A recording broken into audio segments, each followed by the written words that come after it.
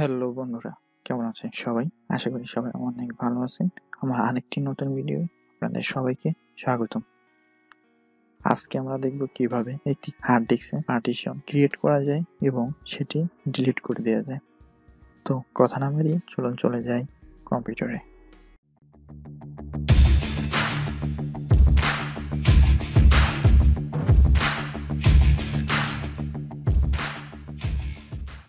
তো কম্পিউটারে আসার পর দিস পিসিতে রাইট ক্লিক করার পর ম্যানেজ,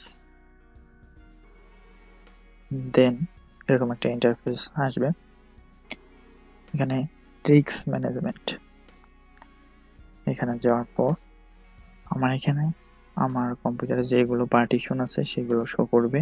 এখান থেকে যেটা থেকে আমি নতুন পার্টিশন তৈরি করব সেটাই সিলেক্ট করতে হবে। তো এখানে বলে নেই, আপনি যদি নতুন কম্পিউটার কেনেন তখন শুধুমাত্র সি ড্রাইভই থাকবে, একটা পার্টিশনই থাকবে, এটা থেকে শুরু করতে হবে যদি বিক্রেতারা আপনাকে নতুন পার্টিশন ক্রিয়েট করে না দেয়।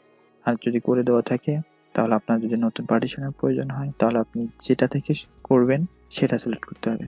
তো আমি পার্সোনালটাকে সিলেক্ট করছি, তারপরে এটাকে উপরে রাইট ক্লিক করে সিং ভলিউমে যাব।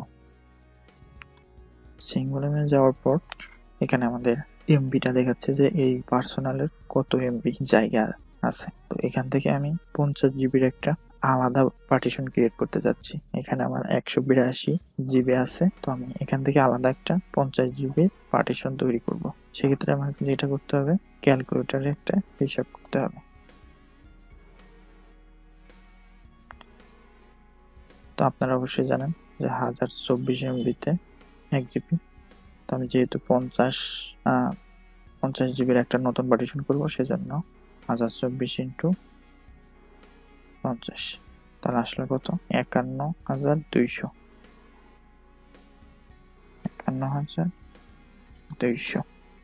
এখানে আরেকটা জিনিস বলার আছে, সেটি হচ্ছে যদি 51,200 দেন তাহলে আপনার 50 জিবির একটু কম থাকবে, কারণ আপনি যখন একটা মেমোরি কেনেন আর হার্ড ডিস্ক কিনেন কিছু সংখ্যক জায়গা আপনার অটোমেটিক ওটা লস হয়। তো সেজন্য এখানে যদি 50 জিবি দিতে চান তাহলে একটু বাড়িয়ে দিতে হবে। যদি সেটা না দেন তাহলে দেখবেন যে 49.9 জিবি হয়ে গেছে। তো সেজন্য আমরা যেহেতু 50 জিবি, তো প্রতি 10 জিবির জন্য 1 এমবি করে বাড়িয়ে দিয়ে আমরা 5 এমবি বাড়িয়ে দিলাম।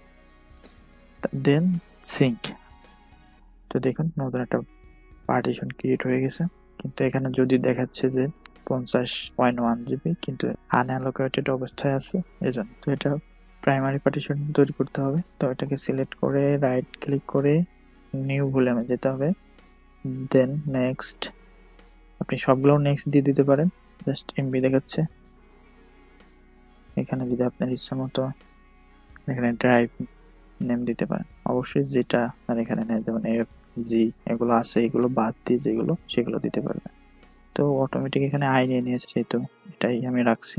এখানে আপনি আপনার ফরম্যাটটা দিতে পারেন, নর্মালি এটা এনটিএফএসি থাকে, আর সাইজ এখানে এটা ডিফল্ট অবস্থায় রাখুন। এটা হচ্ছে আপনার নেম, আপনি কি নামে রাখবেন, যেমন আমি এখানে সফটওয়্যার পার্সোনাল এই যে নেমটা, এই নেমটা আপনি এখানে দিবেন। তো আমি এখন এটা এভাবে রাখছি, আপনি আপনার প্রয়োজন মতো দিয়ে নেবেন। তো নেক্সট করছি, ফিনিশ। এখন দেখুন এটা কিন্তু 50 জিবি হয়ে গেছে। দেখুন আপনি এর উপরে মাউস রাখলে প্রাইমারি পার্টিশন, ঠিক আছে। দেখি এখন আমরা কম্পিউটারে গিয়ে দেখি এটা আসলে হয়েছে কিনা। দেখুন 50.0 জিবি একটা নতুন পার্টিশন তৈরি হয়েছে, যেটার 49.9 জিবি ফ্রি আছে। তো এখন পার্টিশন কিভাবে ডিলিট করবেন সেটা দেখো। তো আমরা আবার ডিস্ক ম্যানেজমেন্টে যাই। তো আমরা এটা ডিলিট করে দিতে চাচ্ছি, যেহেতু এটার মধ্যে কিছু নেই। আপনি শিওর হয়ে নেবেন যে আপনি যেটা ডিলিট করছেন সেটার মধ্যে আপনার প্রয়োজনীয় কোনো ডকুমেন্ট আছে কিনা। তো আমি এটা ডিলিট করে দিচ্ছি। সিম্পল এখান থেকে রাইট ক্লিক করে ডিলিটের চাপ দিয়ে ইউজ করে দিচ্ছি। এবং এটা আনঅ্যালোকেটেড, এটা কিন্তু এখন আর ডিলিট করা যায় না। দেখুন, তো এটা কিন্তু আনঅ্যালোকেটেড অবস্থায় আছে, কিন্তু পুরোপুরি ডিলিট হয়ে যায়। তো এটা কি করতে হবে, আমাদের আর একটা পার্টিশনের মধ্যে নিয়ে যেতে হবে। তো এখানে একটা কথা আছে, আপনি এটা চাইলে কিন্তু যে কোনোটাই নিতে পারবেন না। আপনি আলাদা যে পার্টিশনগুলো আছে আমি সেখানে নিতে পারবো না, শুধুমাত্র যেটা থেকে এই পার্টিশনটা ক্রিয়েট করা হয়েছে আমি সেখানে নিতে পারবো। তো আমি যেহেতু পার্সোনাল থেকে ক্রিয়েট করেছিলাম, তো পার্সোনাল এটা সিলেক্ট করার পর রাইট ক্লিক করে এক্সটেন্ড ভলিউমে যেতে হবে। তো তার আগে বলে নিই, দেখেন আমি যদি এখানে যাই, দেখুন এখানে এক্সটেন্ড ভলিউম কিন্তু নেই। এজন্যই আপনি যেটা থেকে এই পার্টিশনটা তৈরি হয়েছে আমি সেটাই দেবো। সিলেক্ট করলাম, রাইট ক্লিক করলাম, এক্সটেন্ড ভলিউম, নেক্সট করব। এই যে আমি 5205 এমবির জন্য নতুন একটা পার্টিশন ক্রিয়েট করেছিলাম, এটা সিলেক্ট করে নেক্সট করব। অটোমেটিকলি এটা সিলেক্টই থাকবে। Then next, finish. দেখুন একটা এখান থেকে চলে গেছে। দেখি আমাদের মাই কম্পিউটারে এটা আছে কিনা। দেখুন এখানে আমাদের পূর্বের অবস্থায় ফিরে এসেছে। তো এই ছিল আমার ভিডিও, আশা করি ভালো লেগেছে। ভিডিওটি লাইক করুন, শেয়ার করুন এবং অবশ্যই সাবস্ক্রাইব করতে ভুলবেন না। ধন্যবাদ সবাইকে।